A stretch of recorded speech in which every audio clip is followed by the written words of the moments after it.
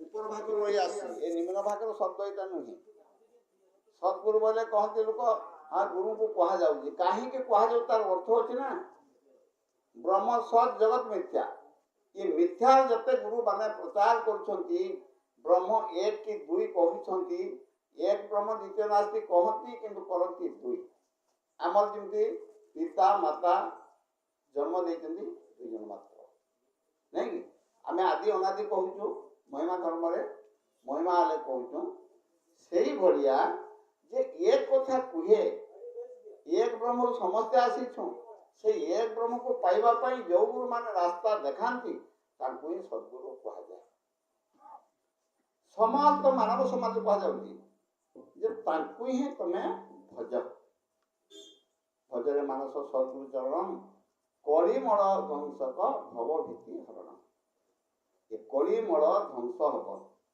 ध्वंसर प्रादुर्भाव बढ़ी बढ़ी चली ध्वंसाभिमुख सृष्टि होगा जाऊँ तुम देखुच ना क्या क्या घटला दुनिया रे ध्वंस हेले तो पुणी आ गए नुआ सृष्टि तैयारी हम कौ जुग हम कली सरला अनंत सत्य जुग हम कलिर शेष सीमा आउ 2023 रु महापुरुष मैंने कहते 24-27 ए भितर समाधान पथा बहुत हम किंतु 70 बेलू अनेक महापुरुष कहते सृष्टि ध्वंसाभिमुख हम अग्निमय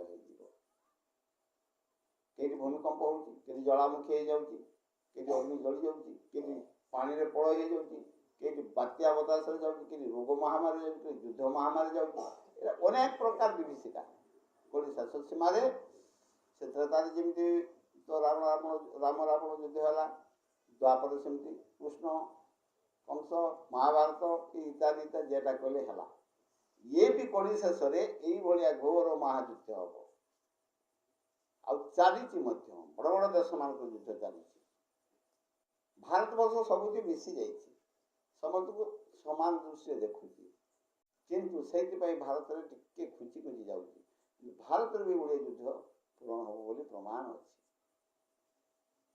तेणु आम से विषय वस्तु नहीं आम गुरु भजन टी लिखी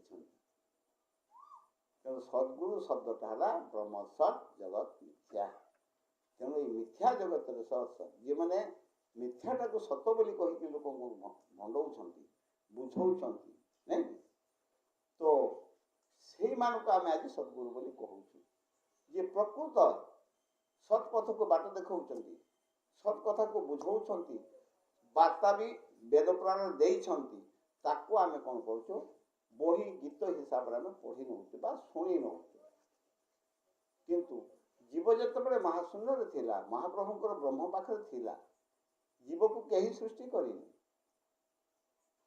शरीर माता पिता कर्मफल से साहाय्य कर मना करहब ना कि जीवटा को से सृष्टि करें जीवर विनाश प्राप्त ना शरीर विनाश अच्छी सृष्टिर विनाश अच्छी किंतु ब्रह्मर विनाश ना ब्रह्मचार्य सृष्टि कर किए सेटा को आम मानकर आम स्वप्नाकृति प्राणी जगत मानव समाज श्रेष्ठ मानव जन्मटा श्रेष्ठ जन्म प्रभु देइछंती एठी आम विचार करिवार शक्ति ज्ञान बुद्धि विवेक इत्यादि इत्यादि यार द्वारा आम कौन करूँ जे आम निज को निजे चिन्हवा पड़े आम कौटू आसलु कौटू थी किए आमको गोटे सुंदर शरीर तैयारी कला किए आमको सृष्टि आड़ पहुँचेला आमर माता पिता प्रकृत किए आम माता पिता को जी जन्म देते आमर माता पिता ताले किए हम यही सब विषय वस्तु जिते बड़ा आम बुझा सेते बेले आमे गोटे रास्ता गोटे खोजा आम रास्ता में कौ घर आसीचु कौटी जीवु आम अंतिम लक्ष्य कौन वर्तमान आमर विचार करवार समय भूत भविष्य वर्तमान तीन काल कथा को से विचार कर भूतपूर्व कौटी थी वर्तमान कौटी रही पुणी भविष्य कौटी जीवी त्रिकाल त्रिटा काल भूत भविष्य वर्तमान कथा जो से विचार कर से त्रिकालदर्शी हम केमी दर्शी शब्द देखा जाना दृश्यमान वस्तु को जापर से जान सृष्टि दृश्यमान आम देखुचु ये परिस्थिति कौन चलती बुझुचु आपर आम परिस्थिति कौन आम निजे बुझुचु आम केमी भल अच्छु मंदर अच्छु आम केमी दुनिया सचोट भाव में अच्छु आम कौन खाऊ कौन करूँ कौ रास्त जाऊँ आम निजक निजे जापर ना मो गोटे घंटाटे बाजिले मत कष्ट हो भोक लगे मो पेट को जतना हो कौन गोटे घाउटे हेल्ले जना पड़ी आ केमती निजे न जानू जान किए ना गोटे जीव अच्छी जीव नथिले से जापार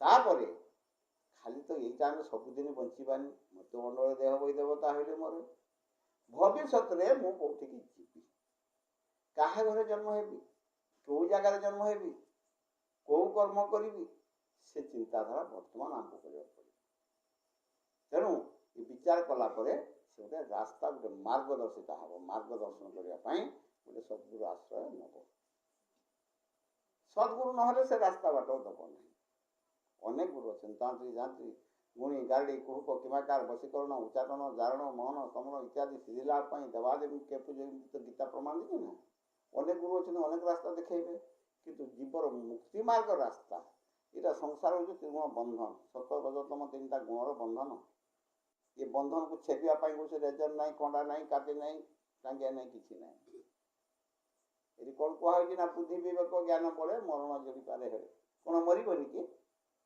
मरण हूँ दुईटा शब्द कौन ना बद्ध भाग मृत्यु गोटे मुख्य मार्ग मृत्यु गोटे तेणु ये रमण संसार मरण रमण संसार को भगवान पठे ये कौन हो ना ये बद्धमुखर कारण विचार हो जिते बद्धमुखर कथा विचार कर केते सुख केते दुख केते जंत्रणा केते निंदा केते अपवाद केते प्रशंसा सबुर विचार जो से कर यार मूल दायी किए तुकाल रूपी दामोदर प्रकृति पुरुष करी कराई सर्वमयी मोबिनु अन्य कहीं ना त्रिगुण रज्जु करे धरी मुर्गी नचाऊ नरहरी जीव को भुंजाई भुंजाई अंतर साक्षी रूपे था जड़े लोक पितुड़ी नाच समस्त देखि से पितुड़ीर जिते गुड़िक सुतुली लगी सूता काली सूता कहती से सब पितुड़ी नाच जड़े नचाऊ परदा पछपट थाए ना तेणु पितुड़ी नाच समस्ते देखती किंतु सूत्रकार कई देखें सुधासार गीता चंद्रमोहन दास लिखुं गोटे उदाहरण आम से भाया आम त्रिगुण रज्जुरे बंधा होकर नाचुचु कि दौड़ीटा देखा जाऊनी ये सूक्ष्म सूत्र अति सूक्ष्म सूत्र सूत्र माने सूता सूत्र माने गोटे रास्ता सूत्र माने गोटे गणित सूत्र कहते गोटे लाइन गोटे विद्या तेणु श्री विद्या ब्रह्म विद्या हूँ श्रेष्ठ विद्या प्रत्येक विद्या अच्छी विद्या द्वारा आम कौन हो आम उपार्जन किसी गोटे करूँ कौन से डाक्टर हेलु पुलिस हेलु सरकार कलु चाकरी कलु कि इंजीनियर जहाँ भी हो किसी उपार्जन शरीर थिबा पर्यंत हमको एत दरकार किंतु गला पर यहीटा काम कर कहीं हरि कथा करी कथा भात लगा चारि कथा मौलिक कर्म आम एत कर्म कले भी हरि कथा प्रथम आम अग्राधिकार दवा कथा से ईश्वर को सत बोली कहबार अर्थ ना विनाश प्राप्त ना सत शब्दर विनाश ना सी विनाश है आउ सृष्टि हम ना कहीं भी करें तेणुक आम जिते गोटे आत्मार जदि विनाश ना नयन छिन्नति शस्त्राणी नयन दहति पापक नचन क्लेदंतापन सरस्वती मारुक जदि गीतार कथा कहला गीता तो समस्ते पढ़ती जे गोटे आत्मार विनाश ना परमात्मा केमिति विनाश हम तेणु यीशुख्रीष्ट कहले जे my body is a temple in God मोर शरीर मो ईश्वर मंदिर ये मो शरीर गोटे मंदिर ताहारी भितर ईश्वर वास करती कौ स्वरूप ना आत्मा स्वरूप से रुहति पुणी से आत्मा को से ईश्वर ही नियंती कौटिक नियंती ना से जो लक्ष्य करता है जाए कहे जानती देव व्रता देवान पितृ जानती पितृ व्रता भूतानी जानती भूतेज्या जानती मज्जा विनती माँ नहीं एटा कौन से आमर गोटे धर्म शास्त्र ना हिंदू धर्म शास्त्र हूँ मूल गीता भागवत नहीं वेद वेद उपनिषद दर्शन शास्त्र सरदर्शन तेणुक आज गुरु बहुत सुंदर भाव में बाछी बाछी बाछी बाछी गोटे शब्द भजनटा को लिखी तेणु आम भजन टी गाईदे हेनी शुणीदे हेनी ପାଟି ଆଡ଼େ ଆମେ ଖାଉଛୁ ନା। ତେଣୁ ଯଦି କହିବା ଭାତ ଭାତ ବୋଲିକି ଛାଡ଼ିଯିବ ପାପ, ନା ରାମ ରାମ ବୋଲିକି ପଳାଇବ କବି ବହି ଲେଖିଲେ। ତେଣୁକରି ପାଟି ଆଡ଼େ ଆମେ ଖାଉଛୁ, କାନ ଆଡ଼େ ଶୁଣୁଛୁ, ଚକ୍ଷୁ ଆଡ଼େ ଦେଖୁଛୁ, ନାସାରେ ଘ୍ରାଣ କରୁଛୁ, ନାଇଁ। ହେଲେ କାନ ଆଡ଼େ ତ କେହି ଖାଇବେନି, ଶୁଣିବା। ଏ ଶ୍ରବଣଟା ଆମେ ଯେତେବେଳେ ଶୁଣୁଛୁ ତାକୁ ଅନ୍ତର ଭିତରେ, ମର୍ମ ଭିତରେ, ଅନ୍ତର ଗହ୍ୱର ଭିତରେ ତାକୁ ଆମେ ଗୋଟେ ରେକର୍ଡିଂ କରିନେବା। ଯେତେବେଳେ ଯେମିତି ମୋବାଇଲଟା ବଜେଇଲେ ବାଜୁଛି, ରେକର୍ଡିଂ ଅଛି, ତାର ମେମୋରି ଅଛି ନା, ସେଇଭଳିଆ ଆମ ହୃଦୟ ଭିତରେ ସେ ଜ୍ଞାନଟା ଯଦି ଗହ୍ୱର ଭିତରେ ରହିଯାଏ, ଆନ୍ତରିକ ହୃଦୟ ଭିତରେ, ବାହାର ହୃଦୟ ଅଲଗା। ବାହାର ହୃଦୟ କ'ଣ? ବର୍ତ୍ତମାନ ଆମକୁ ଶୁଣିବାକୁ ଭଲ ଲାଗୁଛି, ବର୍ତ୍ତମାନ ଆମେ ସେ କଥାକୁ ଆସିଛୁ ଏଠିକି, ନାଇଁ। କିନ୍ତୁ ଏଇଟା ଯେତେବେଳେ ପଳେଇ ଯିବା, ଏଇଟା ଭୁଲି ନ ଦେବାଟା ତାକୁ ବହି ଜାଣିପାରିବା। କିନ୍ତୁ ଆନ୍ତରିକ ସହିତ ଯଦି ଆମେ ତାକୁ ଗବେଷଣା କରି ରଖିବା, ଯେତେ ଦୂରକୁ ଚାଲି ଯାଉନା ସେଇଠି ବି ସେଇଟା ବାଜିବ, ମୋବାଇଲ ବାଜିଲା ଭଳିଆ। ତ ସେଇଥିପାଇଁ ଆମେ ଗୁରୁଙ୍କର ଆଶ୍ରୟ ନେବା ଅର୍ଥ ଏଥିପାଇଁ ଆମେ ବ୍ରହ୍ମଙ୍କୁ ସ୍ୱୟଂ ଗୁରୁ କରିଥିଲୁ। ସେ ଗୁରୁଙ୍କୁ ପାଶୋରି ଦେଲୁ, ମା ଘରକୁ ତ ଆସିଲା ପର୍ଯ୍ୟନ୍ତ ଯାହା ବି ହେଇଥିଲା ବୁଝୁନଥିଲୁ, ତାଙ୍କୁ ଭଜୁଥିଲୁ। ଜନ୍ମ ମାତ୍ରେ ଏଇ ମାୟାମୟ ଜଗତ ତ୍ରିଗୁଣ ଜଳରେ ପଡ଼ି ଆମେ ସେ କଥାଟି ପାଶୋରି ଯାଇ ଆଜି ବିଚ୍ଛିନ୍ନତାବାଦ ଆମେ ହେଇଛୁ, ନାନା ବାଟରେ ଆମେ ଗତି କରୁଛୁ। କିନ୍ତୁ ଗୋଟେ ରାସ୍ତାରେ ସମସ୍ତେ ଆସିଛନ୍ତି, ଗଲାବେଳେ ବିଭିନ୍ନ ରାସ୍ତାରେ ଆମେ ଯାଉଛୁ। ତେଣୁ ବାଟ ଆମେ ବଣା ହେଇଯାଉଛି। ସେ ବଣା ହେଲା ବାଟକୁ ଗୁରୁମାନେ ସଳଖ ହେବା ପାଇଁ, ଯେ ଭାବରେ ତୁ ବାଟଟା ବଣା ହେଇଗଲୁ, ତୁ ଯେଇଠୁ ଆସିଛୁ ମୁଁ ବି ସେଇଠୁ ଆସିଛି, ତୋ ବାପା ମା ବି ସେଇଠୁ, ସାରା ବିଶ୍ୱ ସେଇଠୁ ଆସିଛନ୍ତି, ଚକ୍ରାଗୁଡ଼ି ଜୀବଜନ୍ତୁ ସେଇଠି ଆସିଛନ୍ତି, ତୁ ସେଇ ରାସ୍ତାରେ ଗଲେ ମୁଁ ବି ସେଇ ରାସ୍ତା ଯିବି, ତୋତେ ସେଇ ରାସ୍ତା ଦେଖେଇ ଚାଲ। ତାହା ହେଉଛି ଗୁରୁ ଶିଷ୍ୟର ସମ୍ବାଦ। ସେଥିପାଇଁ ଗୁରୁ କରାଯାଏ। ସ୍ୱୟଂ ଗୁରୁ ମନ୍ତ୍ର ପାଇଅଛ, କି ଗୁରୁ କରିଛ, ପୂର୍ବରୁ କର୍ଣ୍ଣ ଉପଦେଶ। ଭୀମ ବି ଲେଖିଛନ୍ତି ନା, ପୂର୍ବରୁ କର୍ଣ୍ଣ ଉପଦେଶ ହେଇକି ଆମେ ଆସିଛୁ। ବ୍ରହ୍ମବାଣୀ କ'ଣ? ଯଥାରେ ଯିବ ତୁ ଯାଉଛୁ, ମତେ ଦେଖ, ଦେଖିକି ଯାଉଛୁ। ତୁ ପବନ ସହିତ ମିଶିବୁ, ଆଉ ପିତାର ବିନ୍ଦୁରେ ଯାଇକି ମିଶିବୁ, ତାପରେ ଯାଇକିରି ତୁ ମାତୃଗର୍ଭରେ ରହିବୁ, ମତେ ଭଜୁଥିବୁ, ପୁଣି ଜନ୍ମ ହେଲେ ଭୂମିଷ୍ଠ ହେଲେ ମତେ ଭଜିବୁ, ଦେହାନ୍ତରେ ହେଲେ ଆତ୍ମା ଘରକୁ ବିଦାୟ ନେଲେ ତୁ ମୋ ପାଖକୁ ଆତ୍ମା ଆସିବୁ। ଆଉ ମତେ ଯଦି ଛାଡ଼ି ଅନ୍ୟାନ୍ୟ ରାସ୍ତା, ଅନ୍ୟାନ୍ୟ ଦେବତା ସ୍ତର ଧରିବୁ, ତୁ ସେଇ ରାସ୍ତାକୁ ଯିବୁ, କିନ୍ତୁ ମୋ ପାଖକୁ ଆସିବୁ। ସେ ଶିକ୍ଷାଟା ସେଇଟା କେବଳ ମାତୃଗର୍ଭ ଜ୍ଞାନୀ ମାନେ, ପଞ୍ଚସଖା, ଭୀମ ଭୋଇ ଆଉ ମହାପୁରୁଷ ମାନେ, ସେମାନେ ସେ ମନେ ରଖିଥିଲେ। ସେଥିପାଇଁ ସେମାନେ ନିଜର ହୃଦୟରୁ ସେ ଜ୍ଞାନକୁ ଶିକ୍ଷା କରି ତାପରେ ସେ ବାହାରକୁ ଦୀକ୍ଷା ଶିକ୍ଷା ନେଇକି ତାପରେ ବାହାରକୁ ପରିପ୍ରକାଶ ବେଦ ମାଧ୍ୟମରେ କରିଦେଇଯାଇଛନ୍ତି, ଶାସ୍ତ୍ର ପୁରାଣ ମାଧ୍ୟମରେ। ଆମେ ତାକୁ ଆଜି ପଢ଼ି ତାକୁ ଆମେ ଅନୁଭବ କଲା ପରେ ଆମେ ଗୋଟେ ମାର୍ଗକୁ ବାଛୁଛୁ, ଯେ ପ୍ରକୃତ ଆମର ରାସ୍ତାଟି କ'ଣ, ବା ଆମ ମୁକ୍ତି ମାର୍ଗର ରାସ୍ତାଟି କିଏ କିଏ ଦର୍ଶନ କରିବ।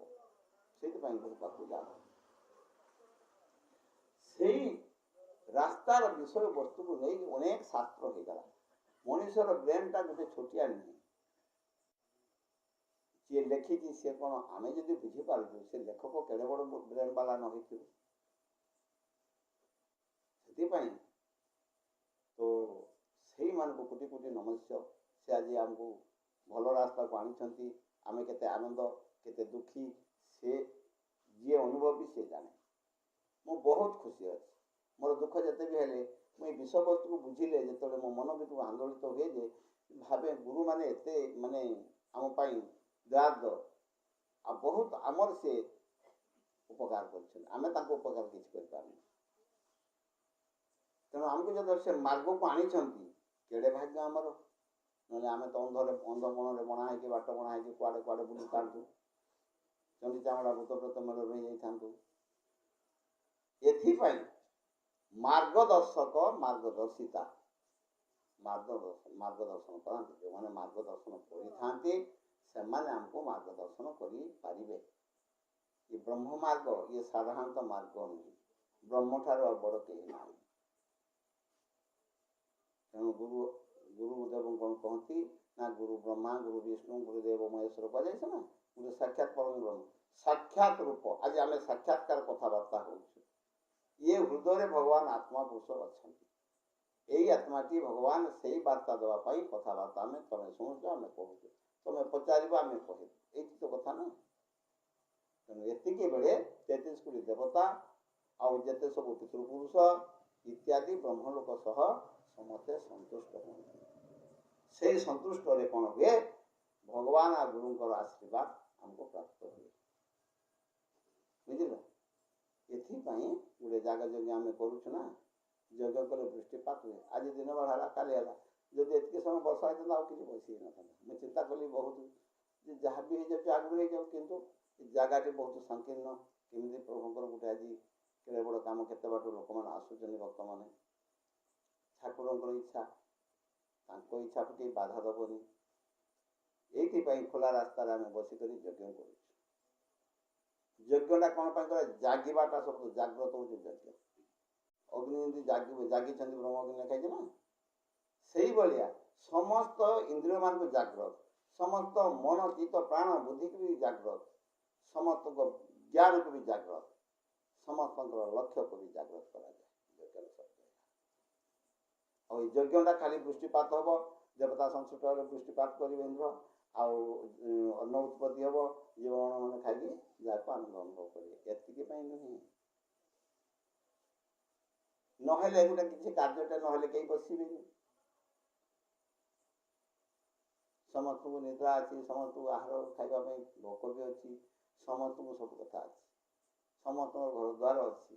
କିନ୍ତୁ ଆଜି ଘରଦ୍ୱାର ଛାଡ଼ିକି ଆସିବାର ଅର୍ଥ ଯେ ନାଇଁ, ବାବା ଗୋଟେ ଯଜ୍ଞ କରୁଛନ୍ତି ଗୁରୁଙ୍କର ସମାଧି ପୀଠରେ, ଆଜି ଗ୍ରାମର ବହୁତ ଭାଗ୍ୟ, ତାଙ୍କର ଜଗତ ଭକ୍ତଙ୍କର ବି ବହୁତ ଉତ୍ସାହ ଅଛି। ଗୁରୁ ଯେତେବେଳେ ଦେହ ଚାଲେ ତାଙ୍କର ଅକ୍ଷୟ ତୃତୀୟା ଗୁରୁଙ୍କ ଗାଁରେ ବୁଲି ସମାଧି କଲା ପରେ ଯାଇକରି ସେମାନେ ଅକ୍ଷିମୁଠି ପାଇଛନ୍ତି।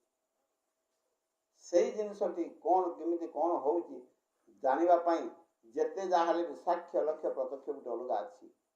ଆମେ ଟିକେ ଯାଉ, ଦର୍ଶନ କରିକି ଆସିବୁ, ଏଇ ଉଦ୍ଦେଶ୍ୟ ନେଇକି ବର୍ତ୍ତମାନେ ଦୂରଦୂରାନ୍ତରୁ ଆସିଛନ୍ତି। ସେଇଥିପାଇଁ ଆମେ ମଧ୍ୟ ଭଗବାନ କେତେ ଦୂରରେ ଅଛି, ଆମେ ବି ବହୁତ ଦୂରରେ ରହିଯାଇଛୁ।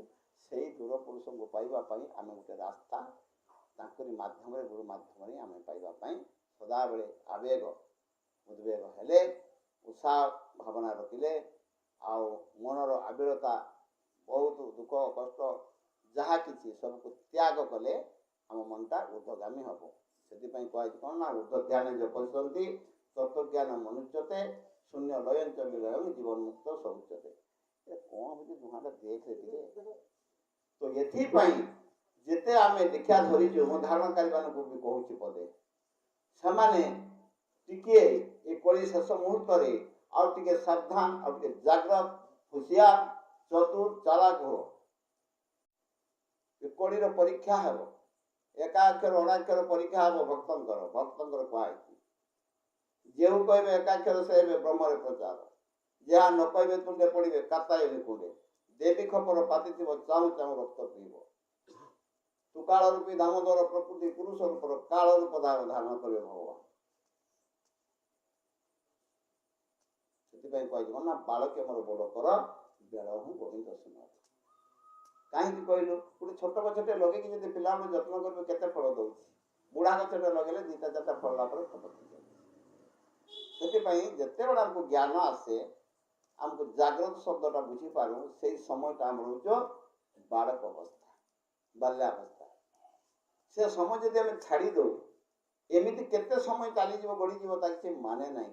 ହୁଏତ ନେଇପାରେ ଦୀକ୍ଷା ଧର୍ମ, ନହେଲେ ନ ନେଇ ବି ପାରେ। ଏମିତି ହେଉଛି କି ନାହିଁ ଦୁନିଆ, ଦେଖୁଛ ତ। ବାସ୍, ତେଣୁ ଜଗତ ଭଗତ ଜନ ଆସୁ ଓଡ଼ିଆ ପ୍ରଭୁଙ୍କୁ ବିହୋଇ ଲେଖିଲେ, ବହୁତ ଦୁଃଖରେ ସେ ଲେଖିଛନ୍ତି। ନାଇଁ କହିନାହାନ୍ତି ଗୋଟେ ପ୍ରାଣୀ କାଳ ତ ଦୁଃଖ ପ୍ରମିତ ଦେଖୁ ଦେଖୁ କେବା ସବୁ, ମୋ ଜୀବନ ପଛେ ନର୍କେ ପଡ଼ିଥାଉ ଜଗତ ଉଦ୍ଧାର। କାହିଁକି କହିଛନ୍ତି? ତାଙ୍କୁ କିଏ କହୁଥିଲା କି କଥାଟି କୁହ ବୋଲି? ତାଙ୍କ ହୃଦୟ ଯେତେବେଳେ ଆନ୍ଦୋଳିତ ହେଇଛି, ଯେତେବେଳେ ବୁଝି ନାହାନ୍ତି, ସେ ଦୁଃଖର ସହିତ ପ୍ରକାଶ କରିଛନ୍ତି, ମୁଁ ପଛେ ନକୁ ଯାଏ ପ୍ରଭୁ, ସମସ୍ତେ ଯେମିତି ମାର୍ଗକୁ ଆସନ୍ତି। ଏମିତି ମହାପୁରୁଷମାନେ ଦେଖିବାକୁ ବହୁତ ବିରଳ, ଆଉ ବିଚାର କଲେ ବହୁତ ମହାପୁରୁଷ ସେଇଭଳିଆ ବି ଆସୁଛନ୍ତି। ତେଣୁ ତାଙ୍କରି ପଥ ଅନ୍ୱେଷଣ କରି ଆମେ ଆଜି ସେଇ ମାର୍ଗରେ, ସେଇ ପଥକୁ ବିଚାର କରି ତାକୁ ସତସିଦ୍ଧ ବୋଲି ମାନି ଆମେ ସେଇ ପଥରେ ଚଳିଲେ ଆମେ ମଧ୍ୟ ପ୍ରଭୁଙ୍କ ପାଖକୁ ନିଶ୍ଚୟ ଯିବୁ। ଭଗବାନ ସେଇ ରାସ୍ତାକୁ ସେ ଚାହିଁ ବସିଛନ୍ତି। ଭୟରେ ଭଗବାନ, ଭୟରେ ଭକ୍ତ, ଭୟରେ ଭବ ସଂସାର, ନହେଲେ ଭବ ସଂସାର ସମସ୍ତେ ଗୋଟେ ରାସ୍ତାରେ ଭାସିଯିବା।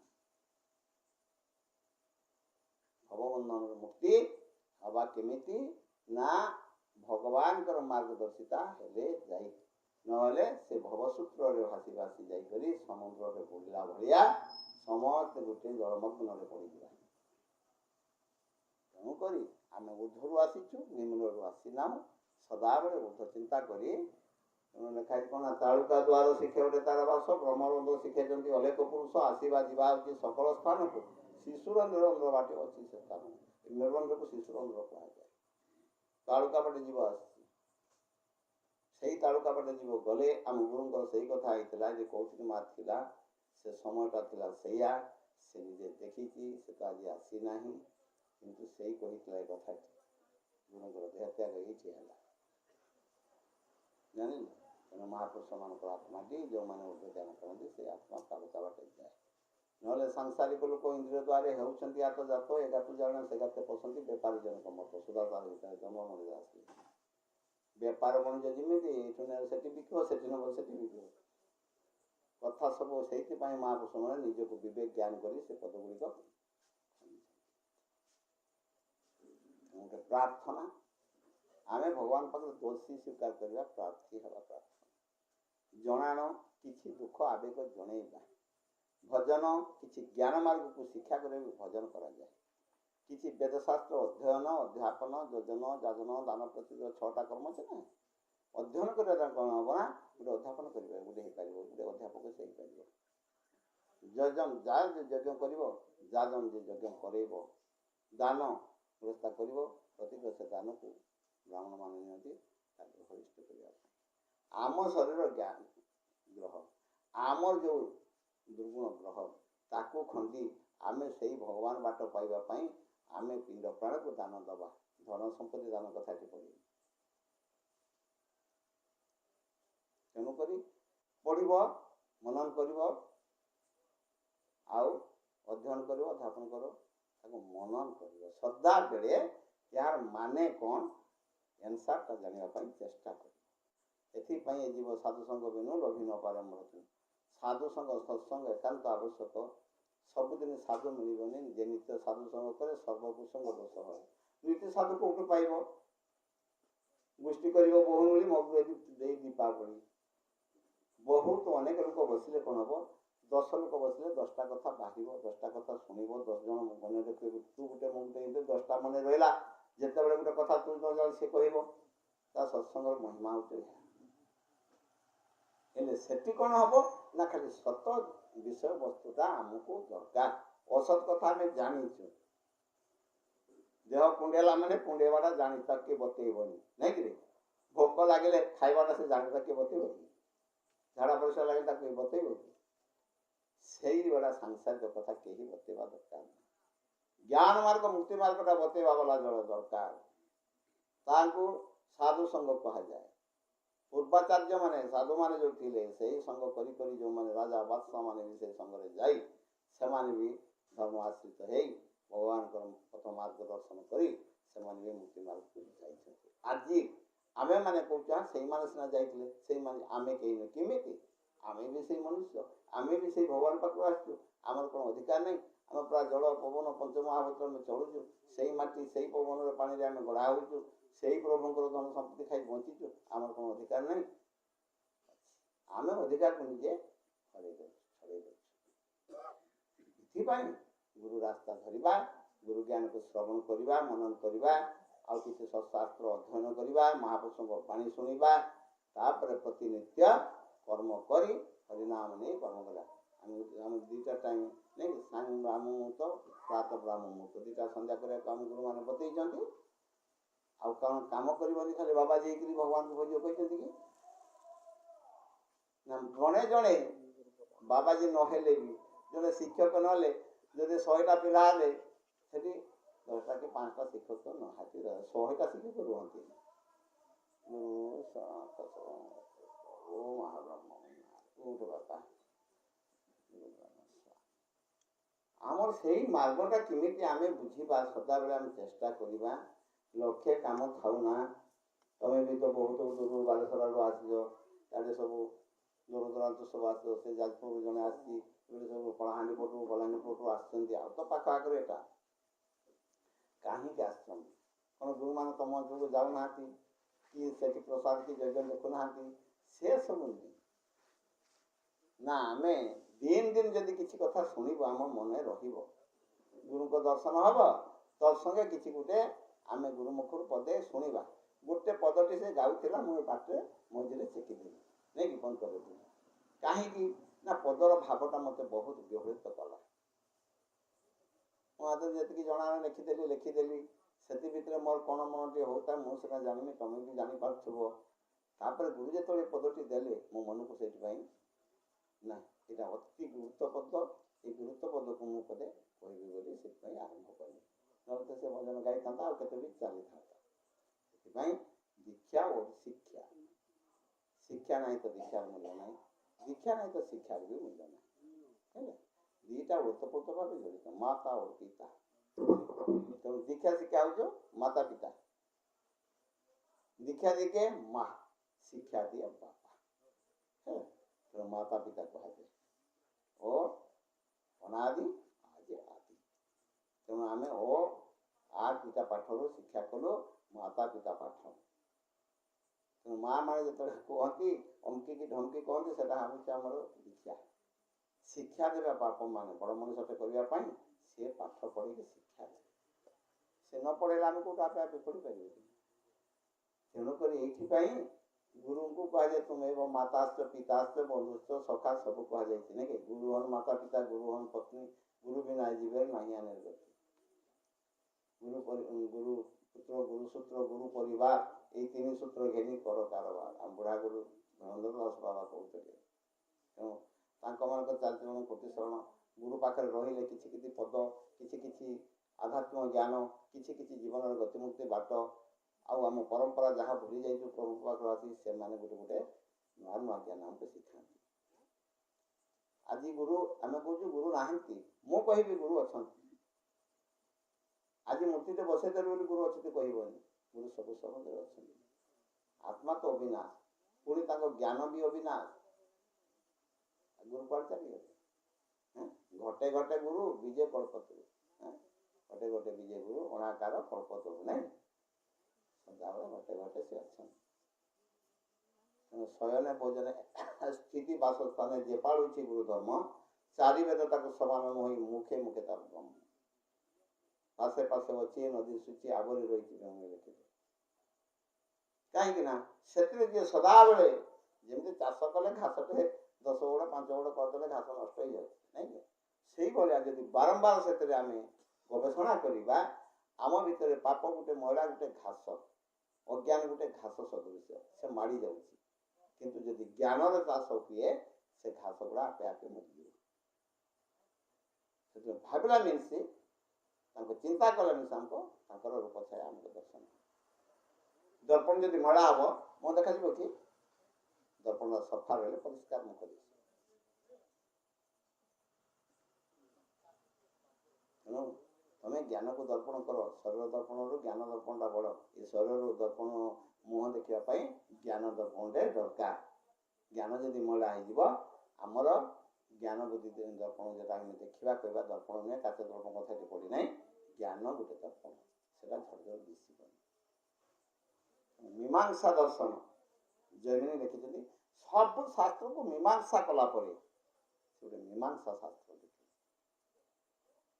ତେଣୁ ଆମେ ପଢ଼ିବା ପାଇଁ କେତେ କଥା, ଆମକୁ ସେ କେତେ ସମୟ ନଷ୍ଟ କରି ଆମ ଗୁରୁ ଯେମିତି କେତେ ଗୁଡ଼ିଏ ବହି ଲେଖିଲେ, କେତେ ପରିଶ୍ରମ ନ ଖାଇ ନ ପିଇ କେତେ କଷ୍ଟ କରି ସେ ସଂଗ୍ରହ କରିଦେଇଛନ୍ତି। ମୁଁ ବି ତାଙ୍କ ଆଶୀର୍ବାଦ ଖଣ୍ଡେ ଖଣ୍ଡେ ଅଳ୍ପ ଅଳ୍ପ ଲେଖିଛି। ଯେ ଯେତେବେଳେ ଜଣେ ଲେଖେ ସେ ଜାଣେ କେତେ କଷ୍ଟ କେତେ ପରିଶ୍ରମ, ସେ ଜାଣିବ କାହା ପାଇଁ, ଆମ ପାଇଁ ନା। ତେଣୁ ଶାସ୍ତ୍ର ବି ଟିକେ ପଢ଼ିବ, ସତ୍ସଙ୍ଗ କରିବ, ଏମିତି ଜାଗ ଯଜ୍ଞକୁ ଯିବ, ଭକ୍ତ ସମୟରେ ବସିବ।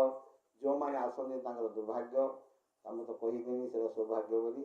ଆଉ ଯେଉଁମାନେ ଆସିଛନ୍ତି ଯେମିତି ବି ହଉ ତାଙ୍କର ବହୁତ ବହୁତ ସୌଭାଗ୍ୟ। ଆଜି ଗାଁରେ କେତେ ଜଣ ଏଠି ବସିଛନ୍ତି, ମାଇକଟେ ଲାଗିଛି, ହତ କାହାର କାରରେ ପଡ଼ୁଥିବ ଶୁଭୁଥିବ ନା। ଆଉ ମୁଁ ଏ ଗାଁକୁ ବହୁତ ଦିନ ଆସିଛି, ଆଜି ତ ନୂଆ ନୁହେଁ। ଏଠି ମଠ ନହେଲା ପୂର୍ବରୁ ମୁଁ ଆସିଛି ଆଜ୍ଞା ସାଗର, ମୁଁ ଯେତେ ଆଗେ ବାଙ୍କତରା ରହୁଥିଲି ନା, କେତେ ତ ଚାଲିଗଲେଣି ବୁଢ଼ାମାନେ। ହେଲେ ଯିଏ ମୋତେ ଜାଣିଛି ସେ ଜାଣନ୍ତି, ସମସ୍ତେ ବି ଏଡ଼ୁ ଜଡ଼ ବି ଜାଣୁଛନ୍ତି। ଆଜି ସେଇ ଗୁରୁଙ୍କ ପାଇଁ ମୁଁ ବଞ୍ଚି ରହିଛି। ତେଣୁ ମୁଁ ଆଜି ତାଙ୍କର ଗୋଟେ ଶୁଭ ଦିବସରେ ମୋତେ ଯେମିତି ଡକେଇଲେ ମୁଁ ଆସିଲି, ଯିବି। କଷ୍ଟ ଦୁଃଖ ବି ତ ମୋର ବି ଅଛି ନା, ଜାଣିଛ ତମେ ଅବଶ୍ୟ। ମୁଁ ସେଟାକୁ ବି ଜଳାଞ୍ଜଳି ଦେଇକରି ମୁଁ ଆସିଛି ଏଠି। ତେଣୁ ମୋର କିଛି କହିବାର କର୍ତ୍ତବ୍ୟ, ଗୁରୁ ଆମ ପାଇଁ ଯାହା କିଛି କରି ଯାଇଛନ୍ତି, ଅବଦାନ ଦେଇ ଯାଇଛନ୍ତି ଆମକୁ, ଯେଉଁ ଜମିଟି ଦେଇଛନ୍ତି ସେଇ ଜମିକି ଆମେ ଚାଷ କରି ସେଥିରେ କେମିତି ଆମେ ଚଳପ୍ରଚଳ ହେବା। ଏ ଧର୍ମଧନ ଚାଷଟା କରିବାଟା ବହୁ କଷ୍ଟ। ଆଉ ସାଧାରଣତଃ ଜମି ବାଡ଼ିକି ଯେତିକି ପରିଶ୍ରମ ଲୋକ ଅନୁଭବ କରି, ମୁଁ ଏତେ ସମୟ କାମ କରି ମୋତେ ଭାରି ହାଲିଆ ଲାଗିଲା କହନ୍ତି ନା, କିନ୍ତୁ ଆମର ସମୟରେ ହିସାବ ନାହିଁ, ଆମ ହାଲିଆରେ ବି ହିସାବ ନାହିଁ। ହିସାବ ବାଲା ଉପର ବାଲା ରଖିଛି। ତେଣୁ ଏଠି ଦୁଃଖ ସୁଖର କୌଣସି ଚର୍ଚ୍ଚା ନାହିଁ। ତେଣୁ ମୁଁ ଯାହାକୁ ହୁଏ ସଦୟ, ଜ୍ଞାନ ତାହାକୁ ଦୂର ଉଦୟ। ଯାହାକୁ ସଦୟା କରିବେ କେମିତି ହବ ନା, ଭାବ କଲେ ଭକ୍ତି କଲେ ସୁଦୟା ହବ। ନିଜ ଅଙ୍ଗୁରୁନାଥ ଗୋଟେ ଡେମୋ ବି ଲେଖିଲେ।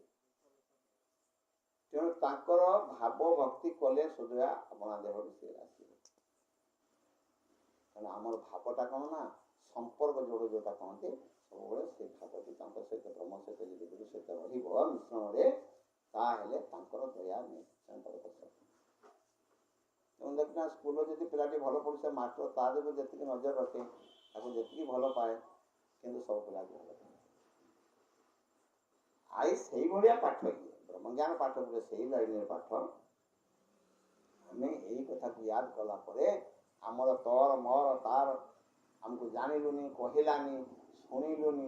ମୁଁ କହିବି ସମସ୍ତେ ଜାଣନ୍ତି, ଶୁଣନ୍ତି, ଦେଖନ୍ତି। ଏଠି ପ୍ରତିବର୍ଷ ଯଜ୍ଞ ହେଉଛି। ପ୍ରତିବର୍ଷର ଯିଏ ବି ଗୋଟେ ଭାବେ ଯେ ଆସିବ, ଆଉ ସେଇଟା ଆମେ ଜାଣିବା ନ ଜାଣିବା କଥା। ଯଦି ବି ଶୁଣି ପାଇଥାଉ ନ ପାଇଥାଉ ଟିକେ ଆସିବା କଥା। କାଠରେ ପଡ଼ିଲା ତୁ କୁଆଡ଼ୁ ଯାଇକି ଆଖି ବୁଝି ନା। ଆଉ ଏଥିପାଇଁ ଆମର ମୁଁ କହିଦେଉଛି, ମୁଁ ଆଜି ଆସିଛି କାଲି ନ ଆସିପାରିବି, ସବୁଦିନ କେହି ତ ନାହିଁ, ମୋତେ ମୋର ଦେହ ବହି ଦେବତା ହେଲେ ମରେ, କିନ୍ତୁ ଏ ଅନୁଷ୍ଠାନ ସବୁଦିନ ପାଇଁ ଚାଲିଥାଉ। ସମସ୍ତଙ୍କର ମନ ଭାବ ଉତ୍ସାହ ଏଇଭଳିଆ ହେଉଥାଉ। ଗ୍ରାମ ଦେଶର ମଙ୍ଗଳ ହେଉଥାଉ। ଭକ୍ତ ଭକ୍ତି ଜଗତଙ୍କ ସମସ୍ତଙ୍କର ଏଇଭଳିଆ ଭାବନା ଥାଉ। ଏଠି ଅନୁଷ୍ଠାନ ଗୁରୁ ଦେହତ୍ୟାଗ କରିଛନ୍ତି, ଏଠି ଯେତେବେଳେ ତାଙ୍କର ଶୁଭଭୂମି ବାଛି ନେଲେ, ଆମର କିଛି କହିବାର ନାହିଁ। ତେଣୁ ମୁଁ ସେଇ ଭାବ ନେଇକରି ମୋର କଷ୍ଟ ମଷ୍ଟ ପ୍ରତିବର୍ଷ ଥରଟେ ବି ଆସୁଛି। ଆସିବା ମଧ୍ୟ ଆସିବି ନଥିଲେ କ'ଣ ଆସିବି କି ଆଉ। ତେଣୁ ମୁଁ କହିଦେଉଛି, ଯେଉଁମାନେ ପରମ୍ପରା ପିଢ଼ିମାନେ ଆସୁଛନ୍ତି, ଏଇଭଳିଆ ଜାଗା ଯଦି ଚାଲିଥିବ, ଏଠି ଆହୁରି ଉନ୍ନତିରୁ ଉନ୍ନତିକରଣ ହେଉ। ଏ ଜାଗାଟି ଏଠି ଫାଙ୍କା ପଡ଼ିଛି, ଏଇଟା ଗୋଟେ ମଣ୍ଡପଟେ ହେଇଗଲେ ବହୁତ ସୁନ୍ଦର ହେବ। ବସିବା ପାଇଁ ବି ଗୋଟେ ଜାଗାଟେ ହେଇଗଲେ ବହୁତ ସୁନ୍ଦର ହେବ। ରାଜନୀତିରେ ଏଠି ତ ସବୁ ତ ଭୋଟ ଭୋଟା ବି ଦେଉଛନ୍ତି, ଟିକେ ଟିକେ ଜଣେଇଲେ କ'ଣ ହୁଅନ୍ତାନି କି? ଗାଁରେ ଉନ୍ନତି ହେଉଛି, ଦେଶର ଉନ୍ନତି ହେଉଛି, ରାଜ୍ୟର ଉନ୍ନତି ହେଉଛି, ଆଉ ଗୋଟେ ଧର୍ମକୁ କ'ଣ ସେମାନେ ଦେବେନି? ମୁଁ ତ କହୁଛି ଦେଉଛନ୍ତି। ବହୁତ ଜାଗା ଆମର ବିନାକେଲା, ଆମର କନ୍ଧମାଳ, ଆଉ ବାଲେଶ୍ୱର ତ ଜାଣିଛୁ କୁଣ୍ଡେଇର କଥା, ସବୁ ସେଇ ସରକାରମାନେ ଦେଇକି ସବୁ। ଏଠି କାହିଁକି ନ ହେବ? ଆମର ଚେଷ୍ଟାର ଅଭାବ ହେଉଛି, ଆମର ଉତ୍ସାହର ଭାବନା କମ୍ ରହୁଛି, ଆମର ଯୋଗାଯୋଗର ଭାବନା କମ୍ ରହୁଛି। ନିଶ୍ଚୟ ହେବ। ମୁଁ ପ୍ରଧାନମନ୍ତ୍ରୀ ପାଖେ ଆମ ଗୁରୁଙ୍କର ବହି ଆମର ବହି ବି ଯାଇଛି। ନବୀନ ପଟ୍ଟନାୟକ ଏ ବର୍ଷ ସେ ରାଘବ ଅଛି, ରାଘବ ଶୀଘ୍ର ପଠେଇବୁ ବହି। ସରକାର ମାନେ ଜାଣନ୍ତି, ବଡ଼ ବଡ଼ ମୁଣ୍ଡ ବାଲେ ଗୋଟେ ଗୋଟେ ନେତା ହୁଅନ୍ତି, ଛୋଟିଆ ମୁଣ୍ଡ ବାଲେ ନେତା ହେଇପାରନ୍ତି। ଗୋଟେ ବାବାଜୀ ଗୋଟେ ଛୋଟିଆ ଏଡ଼ିକି ପିଲାଟା ହେଲେ ବି ତାର ମୁଣ୍ଡଟା ବଡ଼ ଦେନତା। ଧର୍ମ କଥା, ଧର୍ମ ରାଜନୀତି ଧର୍ମନୀତିର ଅଙ୍ଗ ଓତପ୍ରୋତ ଭାବେ ଜଡ଼ିତ। ତେଣୁ ମୋ କହିବାର ପଦଟି କାହିଁକି ରହିଲା, ମୋର କହିବାର କିଛି ଗୋଟେ ଅଛି। ତେଣୁ ଆମେ ଆଜି ଖୋଲା ଆକାଶ ତଳେ ବସିଛୁ। ହୁଏତ ପାଣିଟା ପଡ଼ିଲେ ଆମେ ହଇରାଣ ହେବୁ। ଗୋଟେ ମଣ୍ଡପ, ଆମର ତ ଦେଖୁଛ ସବୁ ମଠମାନଙ୍କର ମଣ୍ଡପ ହେଇଛି।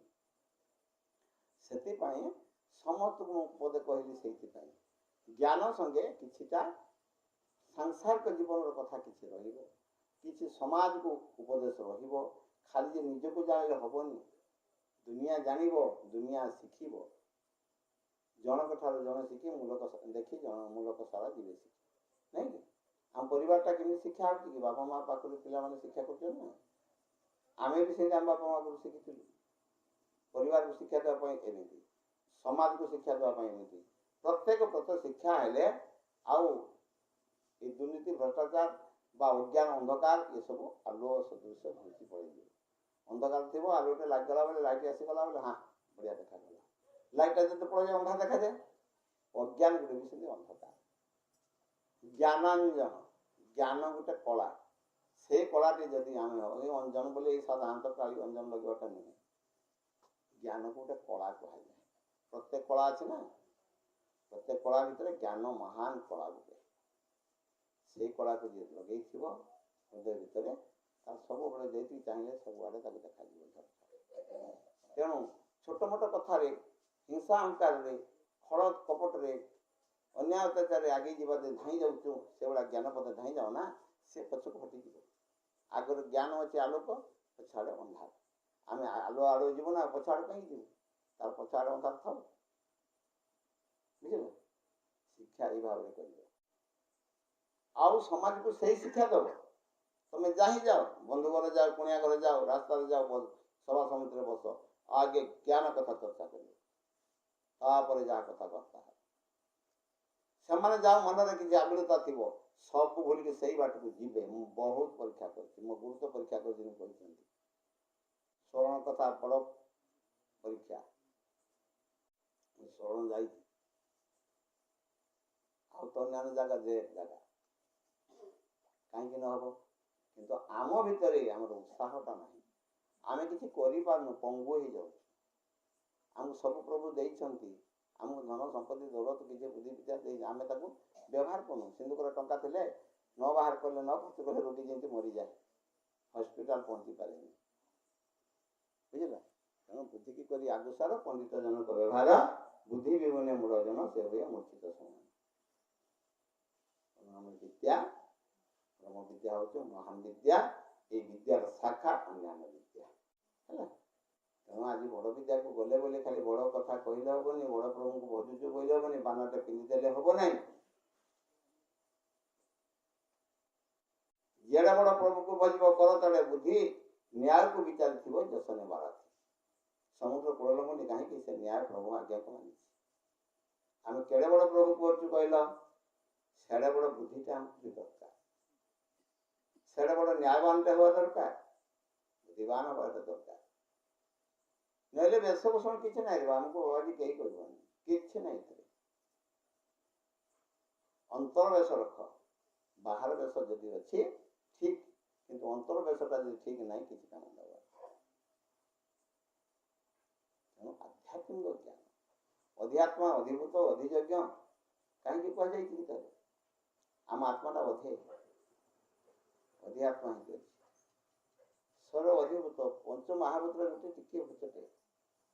ଅଧିଯଜ୍ଞ, ବ୍ରହ୍ମକୁ ଯଜ୍ଞ ପୁରୁଷ ରୂପରେ ଆମେ ଗୋଟେ ଅଧିଯଜ୍ଞ ଅଛି, ପୁରା ଯଜ୍ଞ ରୁହନ୍ତି, ତାଙ୍କୁ ପୂର୍ଣ୍ଣ ବ୍ରହ୍ମ ପୂର୍ଣ୍ଣ ଯଜ୍ଞ କୁହାଯାଇଥାଏ। ଗୋଟେ ଯଜ୍ଞ ହେଉଛି ନା, କିଛି କ୍ଷଣ ହେଉଛି, ତାପରେ ତାଙ୍କୁ ସରିଯିବ। କିନ୍ତୁ ସେ ସବୁବେଳେ ଜାଗ୍ରତ, ତେଣୁ ଜାଗିଛନ୍ତି ବ୍ରହ୍ମ ଅଗ୍ନି ଅମୃତ। ବ୍ରହ୍ମ ଜାଗ୍ରତ ସୃଷ୍ଟି ସ୍ତବ୍ଧ ହେଇଯିବ, ସୁପ୍ତ ହେଇଯିବ। ଆମେ ସବୁବେଳେ ଜାଗ୍ରତ ହେଇପାରୁନୁ, କିନ୍ତୁ ଆମେ ସେଇଭଳିଆ ଟିକେ ଟିକେ ଜାଗ୍ରତ ହେବା ଏକାନ୍ତ ଆବଶ୍ୟକ। କେତେବେଳେ କାଳ ଆସିବ, କୋଉ ସମୟରେ ଝାପ ମାରିକି ନେଇଯିବ। ଜାଗ୍ରତ ନହେଲେ କିଛି କରିବ। ଆମ ଅନ୍ତିମ ଲକ୍ଷ୍ୟ ସେଇ ଜାଗ୍ରତ। ଯେତେ ଯାହା କଲେ, ଆଜି ଗୋଟେ ଏଇଠି ମେଳାଟେ ହଉଛି, ଆଜି ଗାଇବା, ଆଜି ଏମିତି ବସିବା, ଆଜି ଏମିତି ଭାବ କରିବା, ନା ନା, ତେଣୁ ସବୁଦିନ ସେଇଭଳିଆ ପ୍ରତ୍ୟେକ ଦିନ। ବୁଝିଲେ? ସମସ୍ତେ ବୁଝିପାରୁଛ ତ? ଏଇଟା ମୁଁ ଜଣକୁ କହୁନି, ଶିକ୍ଷା ହେଉଛି ସମସ୍ତଙ୍କୁ। ସ୍କୁଲରେ ପାଠ ପଢ଼ା ହେଲା, ସାର୍ କ'ଣ ଜଣିକା ପଢ଼ାନ୍ତି କି? ସମସ୍ତେ ପଢ଼ାନ୍ତି ନା। ତେଣୁ ଏଇ ଶବ୍ଦଟା ଆଉ ଦିନେ ମୁଁ ପଚାରିବି, ୟା ମାନେ କ'ଣ? ଯେମିତି ମାଷ୍ଟରମାନେ କାଲି ପଢ଼େଇ ଦେଇଥିବେ, ପୁଣି ତା ଦିନ ପରେ ସେ ପାଠକୁ ଆଉଥରେ ପଚାରିବେ। ଭଗବାନ ସେମିତି ପଚାରିବେ। ସେଥିପାଇଁ କୁହାଯାଏ ଏକାକ୍ଷର ଅଣାକ୍ଷର ପରୀକ୍ଷା ହେବ। ଭକ୍ତଙ୍କ ପରୀକ୍ଷା ଆସିଯାଉଛି ନିକଟ। ଆମେ ଯଦି ପାଠଟାକୁ ମନେ ନ ରଖିବା, କେମିତି ସେ ପରୀକ୍ଷା ଦେବା? ଏକାକ୍ଷର କାହାକୁ କୁହାଯାଏ? ଓଙ୍କାର ଏକାକ୍ଷର ନା, ଅଣାକ୍ଷର, ଅକ୍ଷର ବିହୀନ ଅଣାକ୍ଷର। ଅକ୍ଷରଟା ସମସ୍ତେ କହିଦେବେ, ଅକ୍ଷର ବିହୀନ ପାଠକୁ କିଏ କହିବ? ପାଠ ସାଠ ମଧ୍ୟରେ ନାହିଁ, ପଢ଼ି ପଢ଼ି ପାଇବୁ କାହିଁ?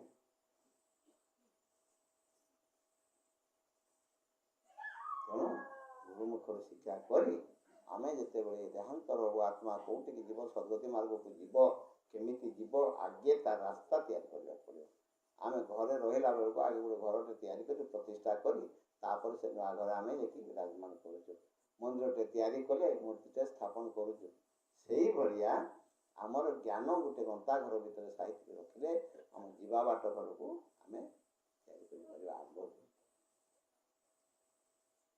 आम अभूला भूला मन केते भजन गाइब ए राति पाई सर किए को मार्ग लिखी किंतु क्या कह जाए मनीष को कह रे बापा आम तो बेले मनीष को कह जाऊँगी आउ क्या शुणा जाऊनी जीव जंतु मान जाग्रत गोटे कुकुर ये रात सारा आम आइला दिन खावा जोड़े देवी सी आई रोचे आउ अन्न कुकुर बाहर बुझे कि सी ये सब बुझे ये तुम शिक्षा कर जीव जंतु मान गोटे गचर रही रात